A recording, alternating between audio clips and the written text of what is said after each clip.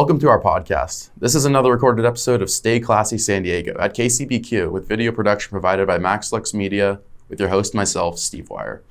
This podcast is dedicated to keeping you informed and engaged with the latest news and trending events in the San Diego region. Join us on a weekly exploration as we sit down with prominent political figures, insightful analysts, industry professionals, and influential community members. Welcome back, everyone, for another episode of Stay Classy San Diego. So glad to have you all listen to the show today. Today we're doing something a little bit different. We are bringing in my sister, Molly Wyer, who is an author, and she's here to promote her most recent novel, which we're going to talk about in a second. But a quick intro is Molly studied creative writing at Royal Holloway College, University of London. She's written and edited for a variety of nonprofit organizations and lives in San Luis Obispo, California. Today we're here to talk about her book, Californienne. Did I say it right? It's French, right? It's French. So second novel, first was After the Storm, and then you finished this book in 2022, 2023? We were wrapping it up the beginning of this year. So. Yeah, beginning of this year. And now you're here to promote the book. You have a book launch coming up later this month, correct? Yes. When is that? It's October 21st. 21st, okay. Yeah. And it's at Bird Rock, right? Bird Rock Coffee Roasters in Bird Rock, yeah. My favorite coffee shop. So great spot. We're happy to talk about the book today. First of all, without spoiling the contents of the book, because we want everybody to read it, obviously, that's why we're here. But can you tell us a little bit of detail in terms of sort of what the book's about, like what's the setting, like what should people expect when they open this thing up, like sort of thematic stuff, characters, that sort of thing, like talk about that. So it's about 3 different generations of women growing up in California in kind of like the 1920s, the 40s and 50s, and then around the kind of 70s. So I guess, you could say exploring different locations in California, including La Jolla. So the middle section is set in kind of 40s, 50s La Jolla. And then, what does it mean to be a woman? How has that kind of evolved over time? At least that's the idea. So in terms of the sort of how this book came about, I mean, obviously I know that, you were in Europe for some time, you moved back to California. Before that, you're on the East Coast. Like, sort of, what was the point where you thought about writing this book? Like, what was sort of the original inspiration and sort of the places and things that sort of brought this about? Well, I think that maybe the first kind of ideas for it started forming in like sometime in 2020. But the funny thing Great year. Yeah, great. The funny thing is that I was actually starting out to maybe write a nonfiction book. My writing mentor, who's also my publisher, Chip Martin, he lives in London, but he had been encouraging me to write sort of a family history about some of our dad's side of the family who grew up in kind of Pasadena and La Jolla. So I started reading. We had a lot of letters that my parents found after our grandmother passed away, and letters between her and her mother, between her and our grandfather during World War II. And then there were sort of like a journal she kept when she was a child, and all different kinds of memorabilia and tons of photographs of people. Sometimes you didn't know who they were. Anyway, so I started looking into that. But then I think I got kind of, my imagination got captured, and I love the freedom of writing fiction because you don't have to stick so closely to the facts. So originally you were going for a nonfiction book, and then a sort of your imagination took hold, you ran with it, went to nonfiction. Went to fiction, yeah. Okay, or went to fiction, right. Excuse me. And you took it from there. But it seems like from reading the book that some of it is obviously it's based in actual places, real places, and some of it seems based on events and settings in your own life. So how much of the book would you say is actually sort of inspired by true events or, true like settings, I guess? Like, I don't know. That's hard to say. I mean, like the first couple characters are inspired by like our great grandmother and our grandmother loosely, but you have to take creative license in order to make it into a story, and so they didn't end up being totally true to to our actual relatives, but I suppose, with the third character, some of the elements, like the time in Cambridge, sort of was inspired by my own time living in Cambridge, even though I never studied there. So yeah, I don't know. It's hard to say. It's all sort of interwoven. So maybe like 50-50 or something. Yeah. Well, it's interesting because your first book, After the Storm, was also loosely based on some true events, correct? Yes. Yeah. And that was basically a sailing story. It's about, being on a boat and, in the open ocean, and which I love because I love to sail. But obviously, it's not, the names are different, certain things are different. But what would you say in terms of the similarity to the first book, between the first and second book, like sort of similar themes or like inspiration, or are they just two kind of totally distinct works? I guess it's sort of hard for me to say. The first book was inspired loosely by some stories that our dad and uncles told us about sailing when they were in their 20s around, the coast of Baja and into the Sea of Cortez, and then a little bit by my own experiences going back. I think it was a trip you and I actually took together down to Baja with our dad to visit our uncle. Yeah, I remember that trip. Seen some places that I hadn't been to since I was a kid. It kind of gave me some inspiration, but sure. I don't know. Yeah, how similar are they? I mean, I guess obviously they're both some of it's set in California, inspired by places that I'm familiar with and love. It seems like the big difference, though, is that the first book is written from a man's perspective, while the second book is written strictly from a woman's perspective. Yes. Was it easier writing the second book for that reason, or that not really? Did you not even think about that? I mean, I think I didn't find the first book hard to write, but I think when I did write the second one, it was did feel a little bit more like, okay, sure. It's maybe a little bit more intuitive. Sure. Yeah.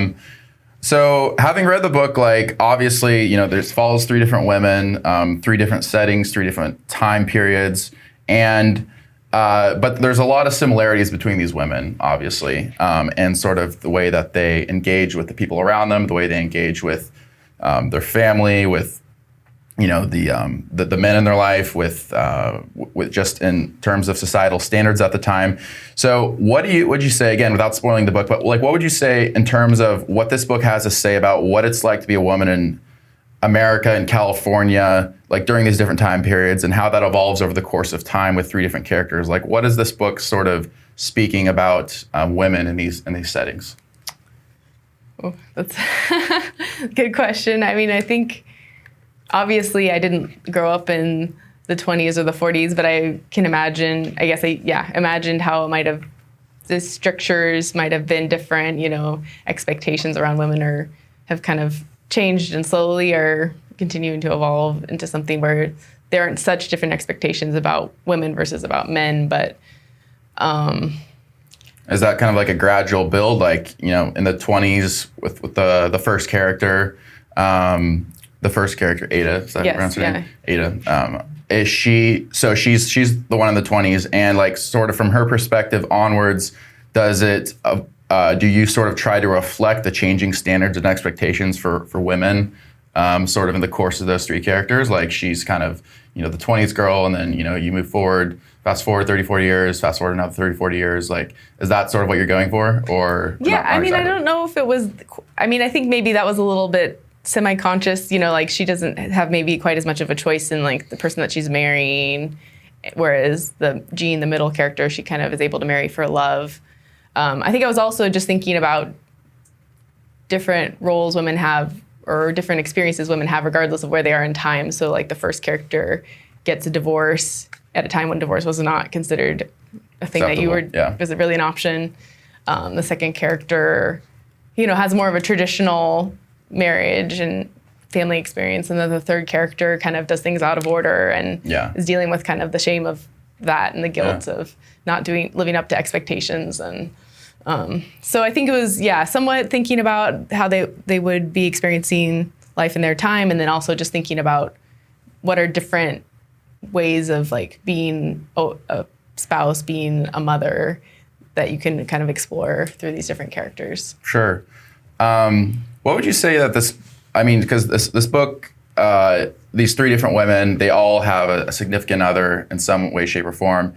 What does this book have to say sort of about the evolving relationship in society over the past, 100 years or so, in terms of the relations between men and women? You already kind of touched on it in terms of, now we're at a point where those roles aren't as different as they used to be.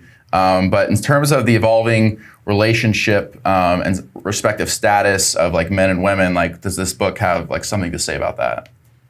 I mean, I think, yeah, maybe just tangentially, like I was thinking again about the first character, Ada. You know, she has a brief experience where there's one of her father's business associates that just kind of, you know, kind of touches her inappropriately, and she's, you know, shocked, but she also sort of feels powerless. And I think there's nothing to do nothing about she it can do. time, Yeah. And I mean, on the one hand, that's something that I think was probably more accepted back then as something that men were sort of allowed to do. And nowadays, I would say it's obviously generally not acceptable. Yeah, you get me too. Yes, but it's still, I mean, I would say, I don't know if I have a friend that could say that hasn't happened to her in some form or other, you know, a female friend. Pretty much, I think most women have, even if it's a very minor experience, something that was like unwanted by members of the opposite sex. But at the same time, I mean, obviously, I will say I have tons of great male friends and relatives that would never dream of doing something like that. So sure. Well, I feel like the difference is now it gets called out. Like it still happens, but now it gets called out in a way that it never used to be. Yes, that's true.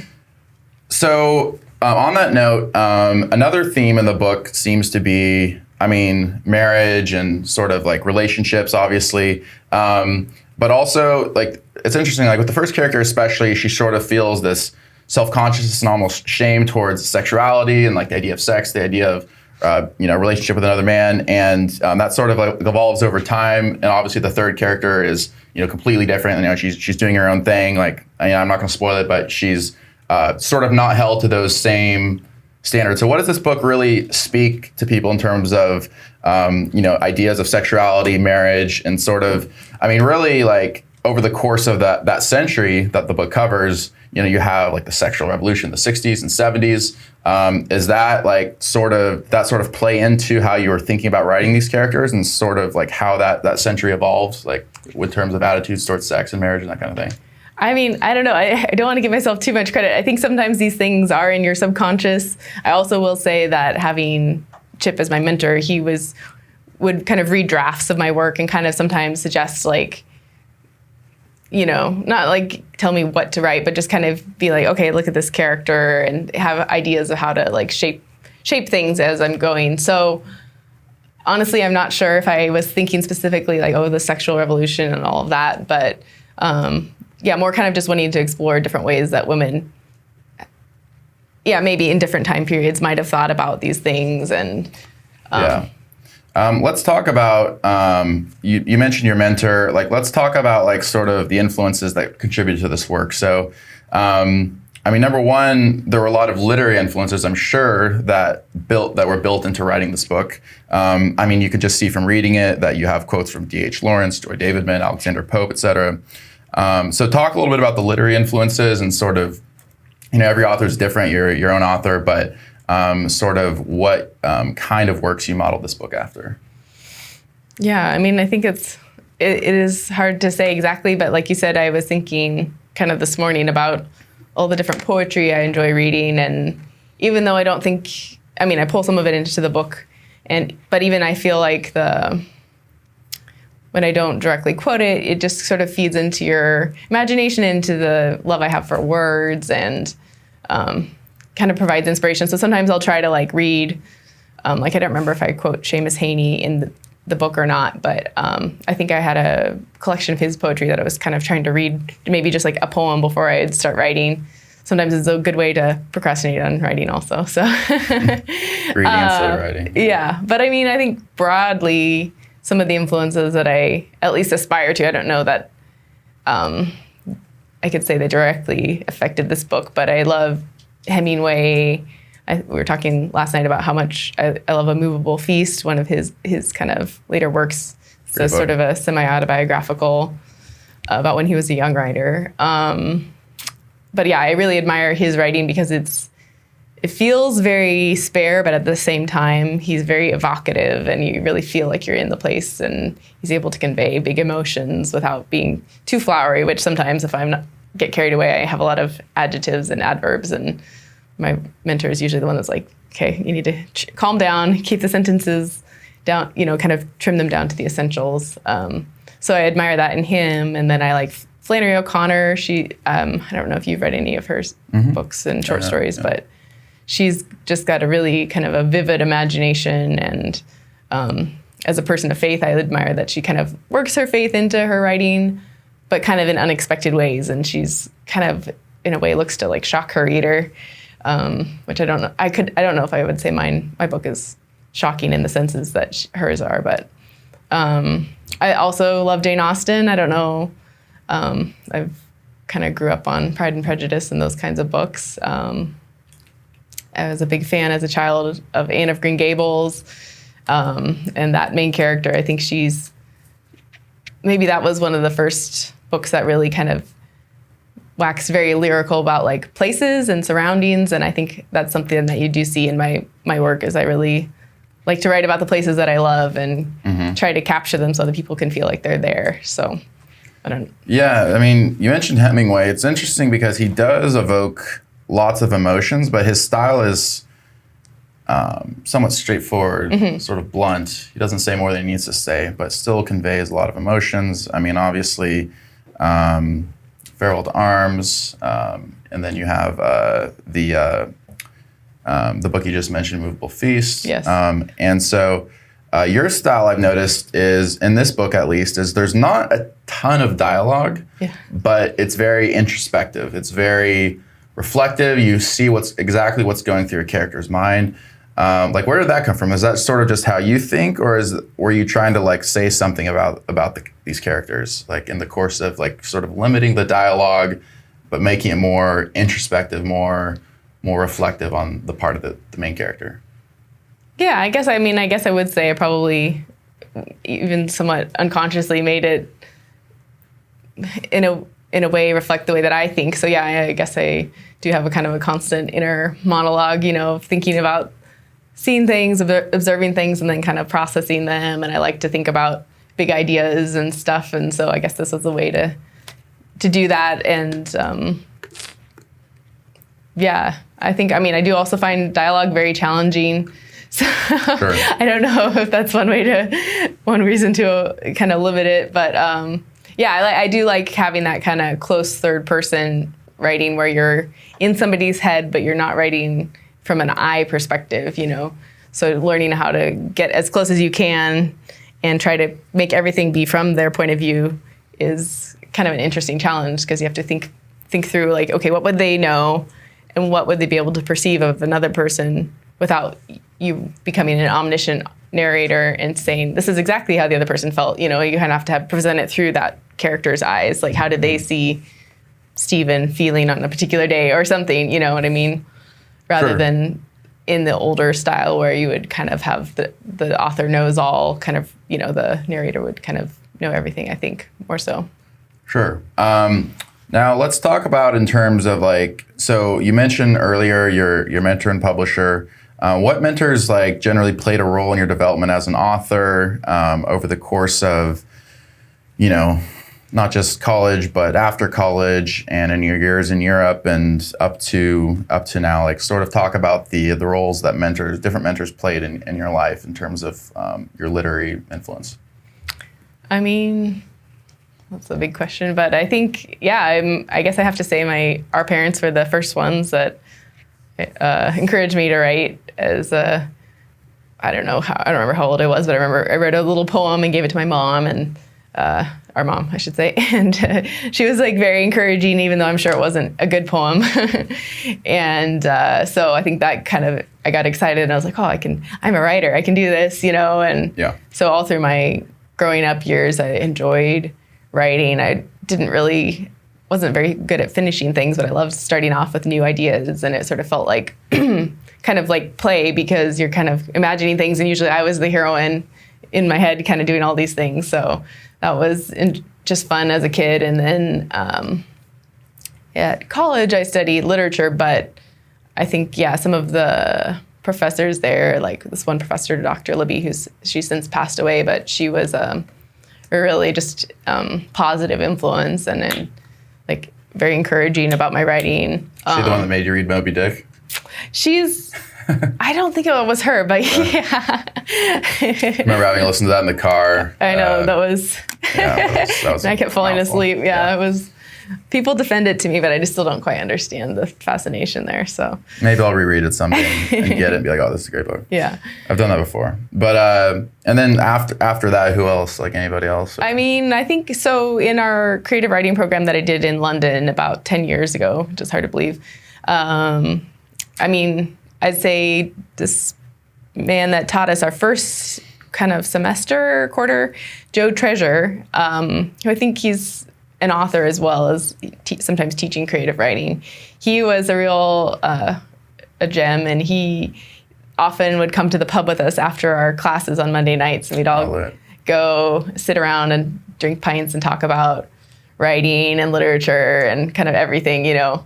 So I felt like he really was very invested in us as students, and just kind of really enjoyed writing and reading. Sounds like a bit of a Hemingway himself. I guess, to be honest. Crushing drinks at the bar.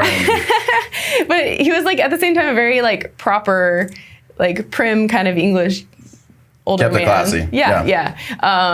But then a couple of the friends that I made through that program, my friend Jamie Michaels, who's up in Canada now doing a PhD in, I think, in creative writing or literature, I forget. He wrote a graphic novel, right? Yes, he's published, I think, a couple graphic novels. And then another friend, Bonnie. I think some of the friendships through that program were also very formative, and we occasionally would still reach out and ask each other to read works after the program. But then obviously, I have to say, Chip Martin, who I met about 11 or 12 years ago in London he went to high school, with our dad for about a year down here, actually in La Jolla. Country Day. Yeah, and so a mutual friend kind of said, oh, if Molly's in London, she should look up Chip. And so we met up and went for a walk around Hampstead Heath, and kind of that began our sort of friendship, mentorship. And he's been, very positive, encouraging, but also had some really good insights. And I probably wouldn't have finished either book without him kind of following up and egging me on. So that's been really great. Bit of an accountability partner. For sure, yeah. And he's a lot of wisdom to share. So yeah, we all need that sometimes. I feel like when you have a dream, initially you have that motivation, and then when it like sort of lags, you need someone there to catch you up, remind you, this is the vision, this is the dream, this is the goal. It's worth it. You got to keep pushing. Yeah, when you get to the boring parts like editing. Yeah. I can only imagine that. So one thing I will say still in that kind of vein is now I meet up with a couple friends. We try to do it monthly, so sometimes it's every other month, sometimes it's more often, and we'll have a little writing workshop. So we take turns sharing our work, and then we'll usually be reading a book about writing also and kind of discuss that. And so that's been really nice too, because sometimes we can meet up and write together, and it's just another way to help you stay off of your phone and stay focused on what you're doing, or at least a little bit better focused. Sure. So, yeah. Now, one thing that I always ask people who come on here, whether it's like athletes, influencers, whatever it is like sort of how they find their creative space, how they find like room to do what they do. As you said, it's not always fun, it's not always exciting, but you got to find a place to be creative. You got to find a place to be disciplined, to work. What would you say in terms of like your discipline as a writer? Obviously, you've written 2 books, and you're working on more, correct? Yes. So I mean, it's a really, really hard thing to write a book. Like how do you find like sort of that creative space, that dedication to do that day by day? Like how do you take time out of your day to do that? Like, and sort of what keeps you consistent? What keeps you accountable? Well, I mean, I'm not always as consistent as I could wish. But I do think for sure, like my mentor and also, my writing group, those kinds of things where other people are going to ask you how it's going. That's really helpful to keep me honest and keep me going. I wish I had the sort of Hemingway start at 5 a.m. and write for 4 hours kind of thing down, but I don't yet. You don't wake up at 5? No, not usually. I like to end up writing in the mid-afternoon with like a cup of tea, and which can be nice, but it is hard to kind of carve out that space and be like, no, this is my time, and I'm not gonna do all the other things that I need to do right now. I'm gonna focus on this. So that's still a challenge for me. But I mean, one thing that helps me to feel a little bit more connected to my writing and to stay a little more focused is I write by hand. So I write in like this little notebook or a similar one. I write everything longhand and then I type it up. And I mean, obviously it gets edited and sometimes I add things in on the computer, but is that because you don't want to be distracted by social media and stuff like that? Yeah, I mean, it worked a little better. Like our brother suggested it to me years ago, but it worked a little better before I think I had like Facebook on my phone and stuff. But it still is like, I think now I like it for other reasons because I do, like I said, feel a little bit more connected to the words when I'm writing by hand. And then it is sort of an initial automatic edit. As soon as you're typing it up, you realize, oh, I spelled that wrong. Oh, I want to change this word here, that kind of thing. Sure. So yeah, I do like that. That helps me a little bit. And I mean, I think to stay inspired, I think it's great to get outside in nature. I love, going backpacking in Big Sur or just, enjoying a nice autumn day. Go to places like if you like take a trip or a backpacking trip, you take your notebook and write? I did bring a little notebook that got very squashed on the John Muir Trail that I did with my fiance this summer. And the first 4 days, I think I didn't write anything in it because I was just too tired. But then I started just kind of jotting down like a little bit about like we went from here to here and this thing happened. And I don't know if I'll ever turn it into anything more than that. But I just wanted to kind of keep a record of what we did. So sometimes I try to do that. I don't always like write. I don't journal every day or anything. I'd like to do more of that because I think it's good for you and it's good for your writing practice. But here's a question I have. If you're an author and you're writing presumably every day or almost every day, at this point in your life, I mean, you've been writing for, let's say, 20, 30 years. Is writing like still fun for you in the sense that like, or does it more feel like this is like who I am, this is my work, or is it still fun for you? And how do you like keep it fun? I would say often it is fun. Like the writing itself, I think the hardest part is the mental block to get yourself to sit down and write, because somehow it's still, when you think about it, it's like, oh, I need to write. Then it feels like a chore. But once you actually get into it, it sort of feels like it's like kind of like play again. It's enjoyable.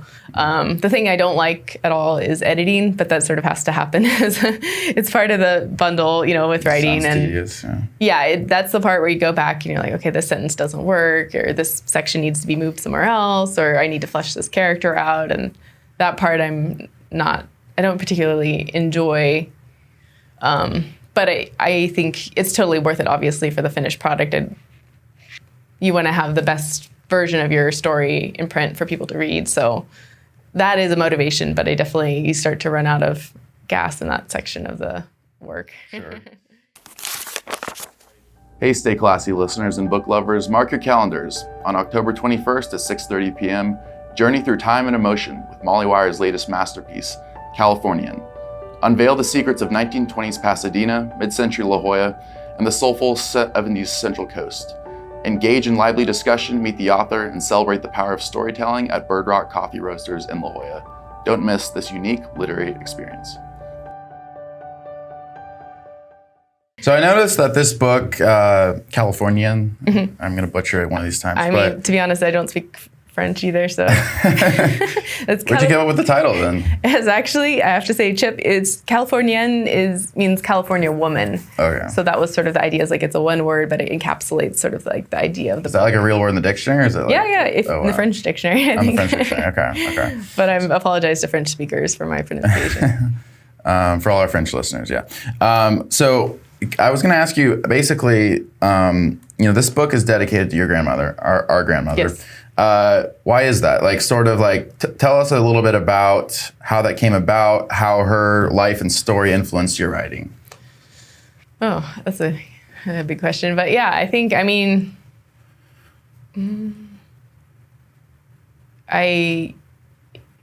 think growing up, I remember coming down here and, spending time with Grammy Poo, as we called her, Ellis, Wyer.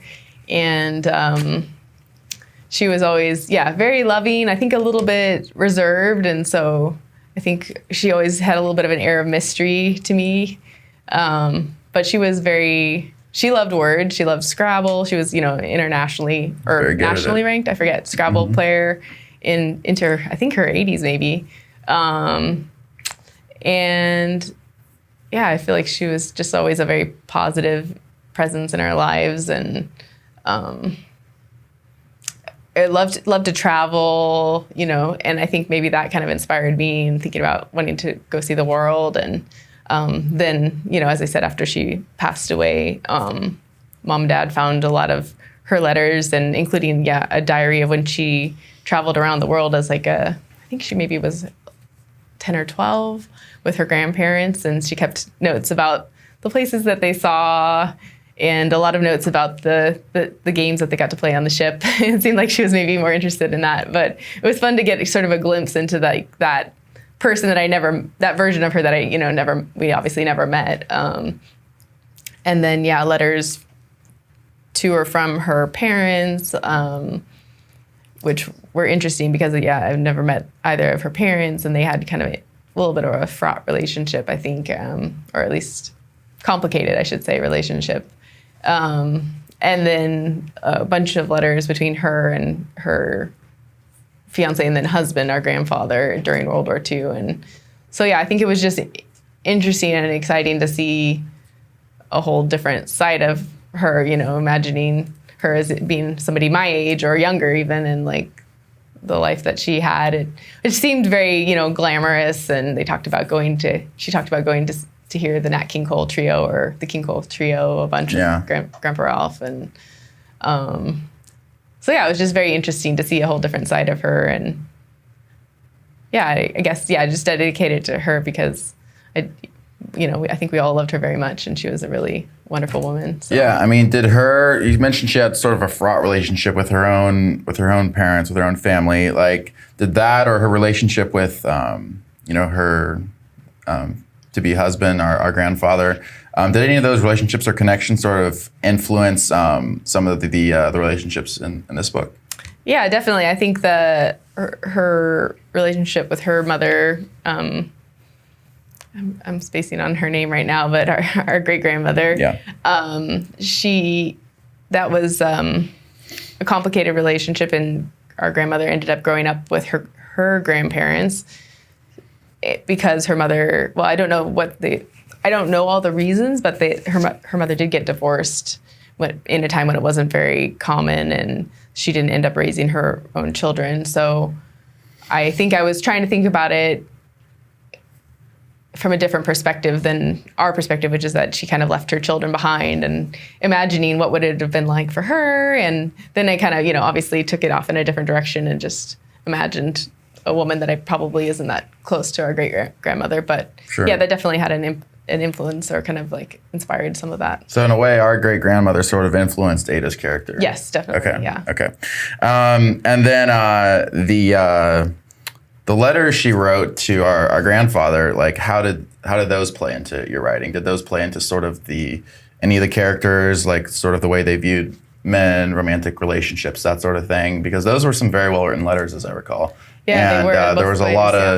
There was a lot of literary meat in there. Mm-hmm. I think that you probably could have chosen to work into the story if you did. Yeah. Well, yeah. I mean, I think I wanted to quote our grandfather's letters a couple of times because he was so articulate and wrote so well. But I think, some of his kind of reflections on war, I think maybe were kind of bled into the book a little bit, because he was over in kind of the Pacific arena in World War II and saw a lot of pretty terrible things. And he did write some really beautiful love letters to her. I didn't quote them directly, and I don't know that I would say they necessarily influenced the book per se, but I did really enjoy reading them, and I think maybe someday I will write the nonfiction version of the family history, and people will get to read a little bit of that. But looking forward to that. Speaking of which, what else, other than promoting this book, what else are you working on right now, writing-wise? Do you have a specific book already outlined? You're like, yes, this is the book, or are you playing with different ideas, or what's next? Yes, so I've started writing a murder mystery, which I've always loved reading those. I loved Agatha Christie, and when I was younger, Nancy Drew and Sherlock Holmes. And so I've always kind of, I think, aspired to write one of those, but I don't I'm not really an outliner when it comes to books. I would like to be, and I always try to be, and I've made myself, kind of little visual diagrams and stuff, but that's really not how my brain works. So I have as many notes as I can make. And I think I know who's going to die, but I don't know who the killer is yet. And so I have a lot of work to do still. So, but this one has been really fun so far to write. So hopefully when it eventually gets finished, it'll be fun to read too. There you go. Well, looking forward to that. Now, another thing I wanted to talk about is in terms of this book, and you're promoting it right now. You have the book launch coming up, but sort of, can you sort of like sell people in terms of like the sort of, just I guess like what sort of to look forward to in the book in terms of like, again, without spoiling it, but just in terms of like, we've already talked about some of the themes and some of the characters, but just sort of the main points for you, that sort of the captivation of the book, as it were, sort of like, the hook to it, I guess. I mean, I think I'd say it's sort of a love letter to California and some of the, beautiful scenery that we're privileged to live around. So that's definitely one big element and theme of it. It's just sort of the different places, the Central Coast and up to Big Sur, and then Pasadena. Sorry, I keep saying that wrong. Pasadena and then La Jolla, So I guess that's one big theme. And then maybe a little bit the literary influences. There are references to a lot of different authors and poems and things that I've loved reading myself.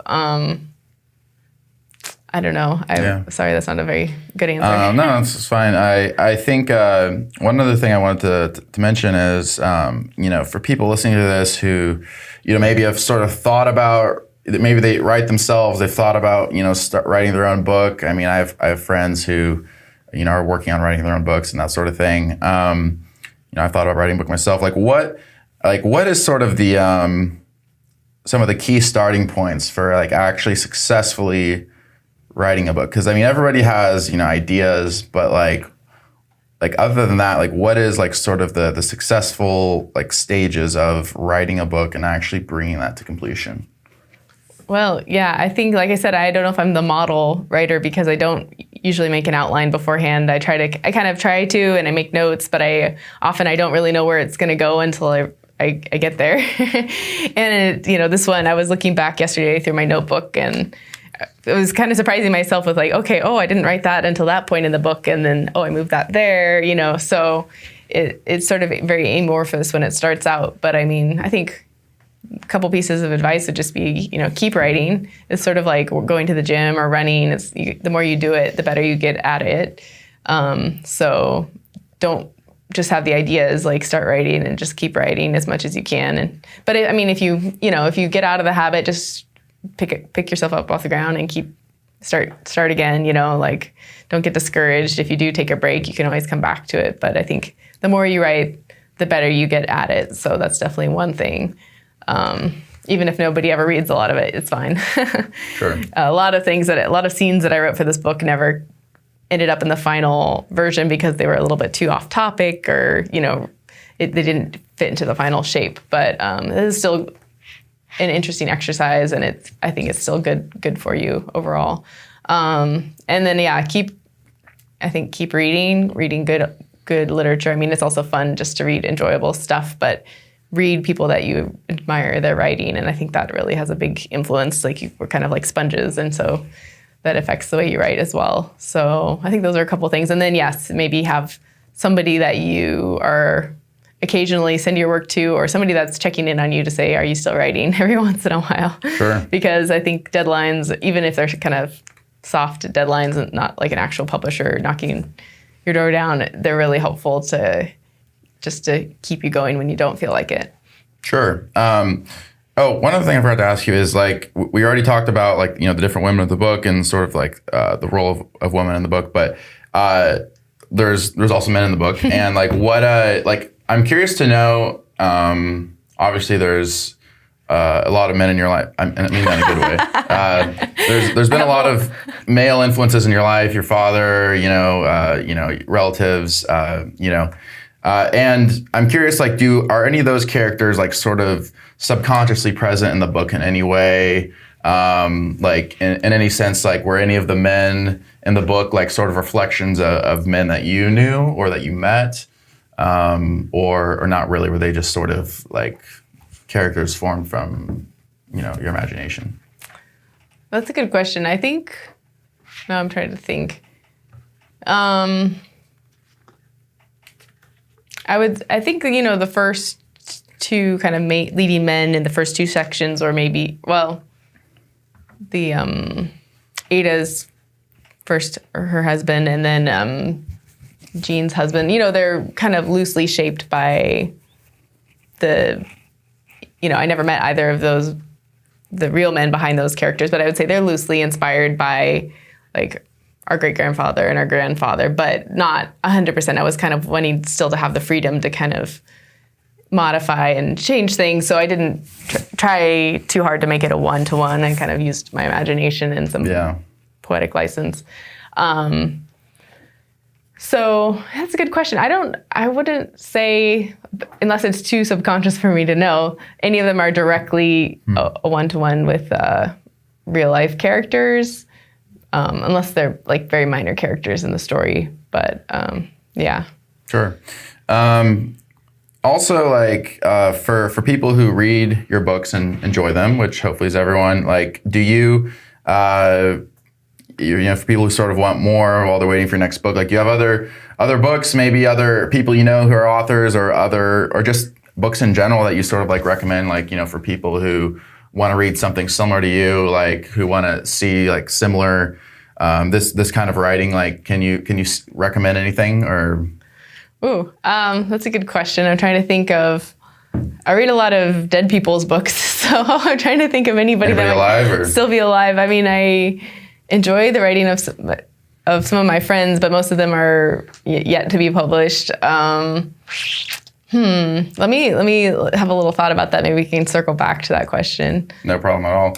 And then also one thing that I forgot to ask you earlier was like the book, to some extent, and especially seems like the first couple of parts are heavily focused on the relationship between the mother and the daughter, and that seems to be like a reoccurring theme. Ada has an extremely restrictive mother who holds her to very high unrealistic standards, or at least they seem unrealistic to us, but maybe it was the standard for that time. What was that theme about? Like how does that like factor into the novel, and like what was the inspiration behind that? Oh, I don't know. I mean, I guess I should say it wasn't based on my personal experience. Our mom's not like that. But I guess, you see people with all different kinds of upbringings, and it's not hard to imagine, or to people that have had those kinds of experiences. I mean, I think we were homeschooled and our experience was very good, but we grew up around some people that maybe had more restrictive experiences in their family homes, where they weren't really free to pursue their own interests, or there were very tight expectations around what it would be like to be a woman in that family, So maybe there was some of that. I think maybe I was trying to explain to myself why this Ada character would kind of end up acting in the way she did. Actually felt very kind of repressed, like in her family life, both with her parents, especially her mom, and then with the husband that she sort of was like kind of not forced into the marriage, but kind of didn't have a lot of semi-forced. Yeah, didn't have a lot of time to really find out who this guy was, and so I think she grows up feeling kind of very restricted, and then meets this friend Eve character that kind of shows her like there are other ways to live your life, and she feels like life is too short to be kind of stuck in this box where you're always just kind of like catering to everybody else's expectations of you. So I'm not advocating, leaving your child with the grandparents and running away, but I just thought it was an interesting idea to explore, like what would cause a woman to want to do that, Yeah. It seems as though there's a sense in which the first part of the book sort of questions the institution of marriage, and then and the last part of the book, and I could be wrong, but sort of there's almost like an embrace of the institution of marriage by the end. like what was your idea in creating that sort of contrast, like in terms of marriage as sort of this maybe can be like a sort of restrictive, maybe even like oppressive institution for women at a certain time in history versus marriage as something to be celebrated and embraced. Was that something you were like consciously trying to put in there, or am I, reading off the walls? Well, I mean, I always think that writers don't always know what all the things that they're conveying in their writing. I think sometimes the readers can find things that, the writer puts in sort of subconsciously. So I don't know. I think I was thinking somewhat just like different looks at marriages, but I don't know that I would say I had like an exact message in mind. I think personally, I always like happy endings. So I think I wanted to end on a good note, but because the first part of the book doesn't. No, not really. I was thinking, is this gonna be a tragedy or what? Yeah, sort of like life. It's a tragic comedy. Yeah. But yeah, I think I personally, getting married. I'm a believer, an optimist, I guess, in the institution of marriage, and so. But yeah, I mean, I obviously it doesn't work for everybody for very many reasons. So. Yeah, I guess I just wanted to more just like look at the contrasting ways that women live their lives, and just, I think more just to present them rather than to kind of present a moral per se. Sure. Hopefully in your life you write tons and tons of books. And I'm kind of curious, like at the end of the day, when it's all said and done, like sort of what do you want your legacy as a writer to be in terms of like, you go through life, you write more books like this, you write murder mysteries, et cetera. But like, what do you want your writing to really speak into people's lives? Like what kind of themes, what kind of beliefs, what kinds of ideas are you really trying to convey to people in the course you're writing? Like, are there certain things about your own belief system, your own values that you're sort of trying to instill into your writing? Or is it maybe a little more complicated than that? Well, yeah, that's a good question. I think the first thing that I want with people that are reading my book is just to kind of like that satisfied like sigh at the end when you read a good book and you're just like, that was great. I feel good, not because necessarily everything goes right all the time in the book, but just like I feel like I connected with the story, and it was, there were moments of beauty in it, and it moved me in some way. I think that's kind of what I'd like is, to be able to move people in like a positive direction, to be like, yes, life is hard and gritty and sometimes nasty, but it's also beautiful and, worth living, and kind of inspiring people. Like books have inspired me to like, think about life differently and approach it kind of more with like an openness. So yeah, and I mean, I am a Christian, so I think that definitely influences my writing, and I do allow it to influence my writing. I would say at the same time, I don't ever want to be kind of like prioritizing sort of like a particular moral at the expense of the story. I think that's... Yeah, you don't want to be pigeonholed into like, this is just... Right, religious. And I don't think good writing comes when you start out with a moral and then try to work it into a book. I think it's better to write organically, and, the things that you believe will kind of come through almost like without you having to work so hard, And I think in that case, it's better writing than when you just sort of try to preach. Sure. So yeah, that's, I guess, sort of both and a little bit, Sure. Last few questions. One question for fun. What is your personal favorite book that you've ever read? Oh, it's so hard. It changes, I think, all the time. The first one that came to mind right now is The Tale of Two Cities by Charles Dickens, which I definitely really enjoy. I also love the Harry Potter series.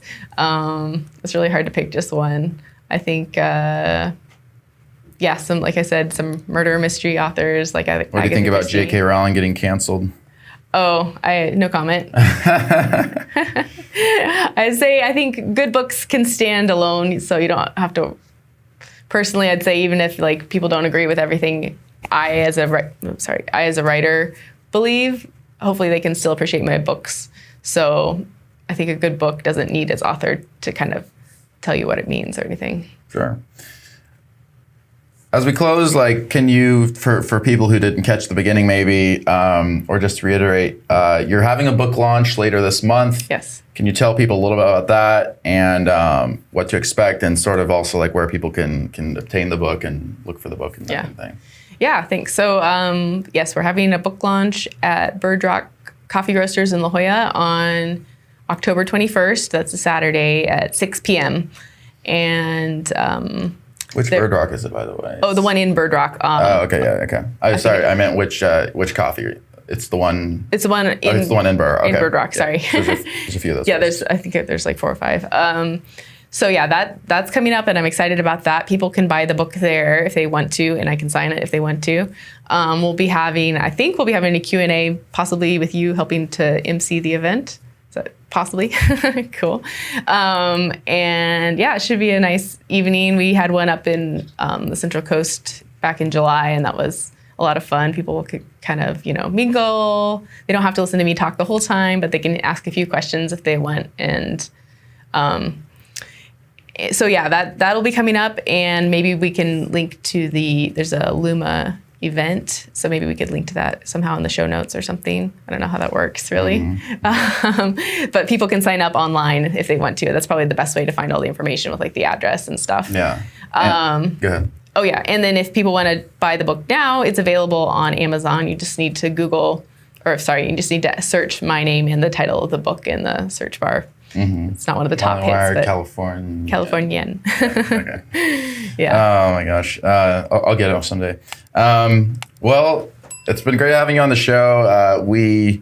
It's funny because like when we first talked about doing this, I thought like my sister on the show, like, is this really happening? But honestly, no, this has been a great interview. I really, appreciate you sort of opening up about the different characters and the personal side of it. And also like talking to people about, what they can sort of carry away in terms of inspiration for writing, for reading. I think that there's a lot to gain from listening to someone like you in terms of, what you bring to the table as an author, as a human being.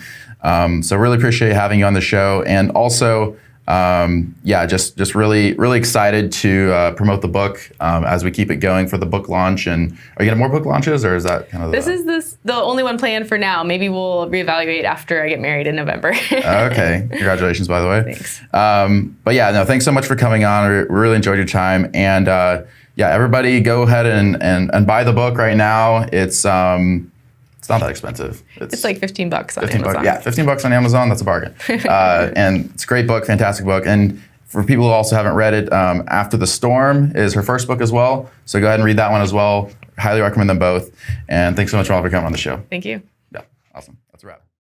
This has been another recorded episode of Stay Classy San Diego with your host, Steve Wyer. Thanks again to our sponsor, MaxLux Media at maxluxmedia.com. Check us out at stayclassypod.com or any of our social media outlets. We're on YouTube, Spotify, Apple Podcasts, Facebook, Instagram, Twitter, and everywhere else you get your podcast content. Please like and subscribe to our channel. It really helps us continue bringing you important content that you're not going to see anywhere else. And thanks to all of our listeners for tuning into the show. See you next time. Stay classy, San Diego.